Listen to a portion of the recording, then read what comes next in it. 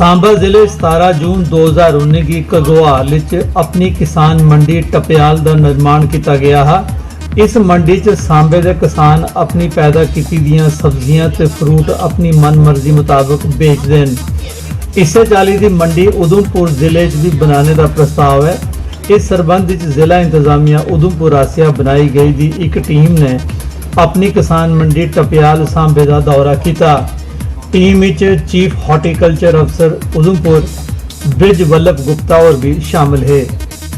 मेरी जो बात यहाँ पे जितने भी प्रोड्यूसर्स आए थे उनसे हुई, लोग खुश हैं और अभी भी यहाँ पे बहुत कुछ करने को बाकी है, क्योंकि जो भी कंज्यूमर आता है तो वो जहाँ पे रुके, जैसे कोई वैष्णो देवी में जो हमारे यात्री आते हैं, अगर उनको भी यहाँ पे डाइवर्ट किया जाए तो हमारे पास यहाँ पे सब्जी है, जो फ्रूट है, वहाँ से परचेज कर सकते हैं। तो यहाँ पे मुझे बहुत ही अच्छा लगा।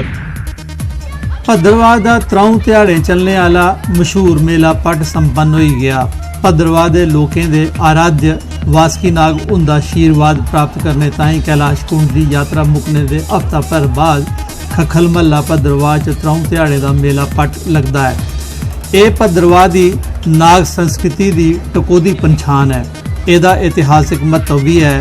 16वीं सदी च उसले दी भद्रकाशी ते मौजूदा भद्रवाह के राजा नागपाल ते मुगल बादशाह की मलाटी का भी चेता करांदा है मेला पट। म्यूनसिपल कमेटी कठुआ ने स्कूल के बच्चों की कठुआ शहर च रैली कड्ढी।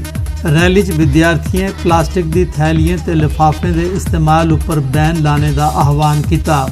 CEO municipal committee Kathua Sanjeev Gandotra होरें लोगों की अपील की जे प्लास्टिक के इस्तेमाल के माड़े असर थमां बचने लई जूट या फी कपड़े के थैले का विकल्प के तौर पर इस्तेमाल करन।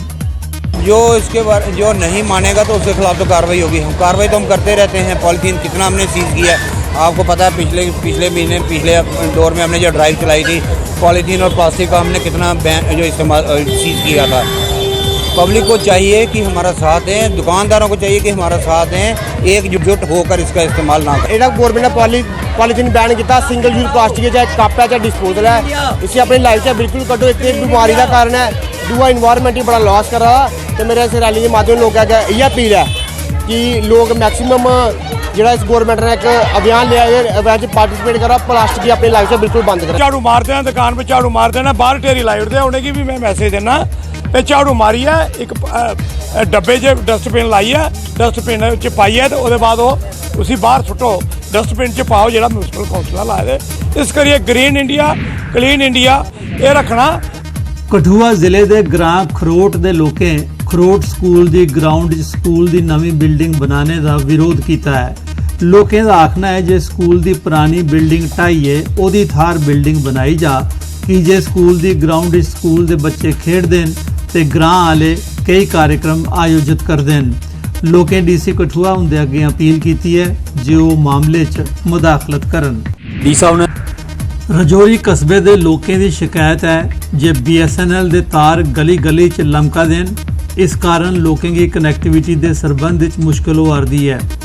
कई बारी BSNL का ध्यान इस बखी दुआने के बावजूद अजे तक कोई कार्रवाई नहीं हुई है।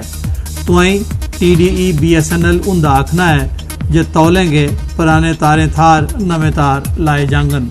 पिछड़ा जंजाल पेदा, तारें का गंद पेदा, बुरी हालत है। इन्ना खूबसूरत शहर है, राजें का शहर इसी करी है।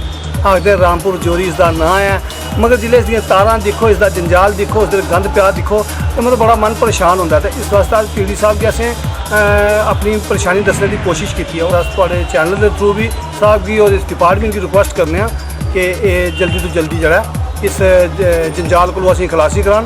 7-8 हज़ार पहले फोन होंगे सन, अजकल वो 7-8 हज़ार की जगह 1500 फोन हुई है। तारा उस तरह लटकनियां भी पूरे शहर में। ज़्यादा तो ज़्यादा जी तारा ना वो BSNL दी लटकनियां भी हैं। और लोग जो उपरों अपने अजकल रजौरी में पुराना बड़ी देर ना ये फैशन है कि जो खिड़कियाँ गली के नाल रहने वो उपरों लिफाफे अपने डस्टबिन ने भरी के सट्टी देने, वो तारा पर लटकी जाने। ऐसे जो एक्स्ट्रा केबल्स हैं उन लोग को हमने उतारने के लिए प्लानिंग कर रहे हैं हम लोग, और बहुत जल्दी ही हम उन केबल्स को जो है रिमूव करके केबल्स जो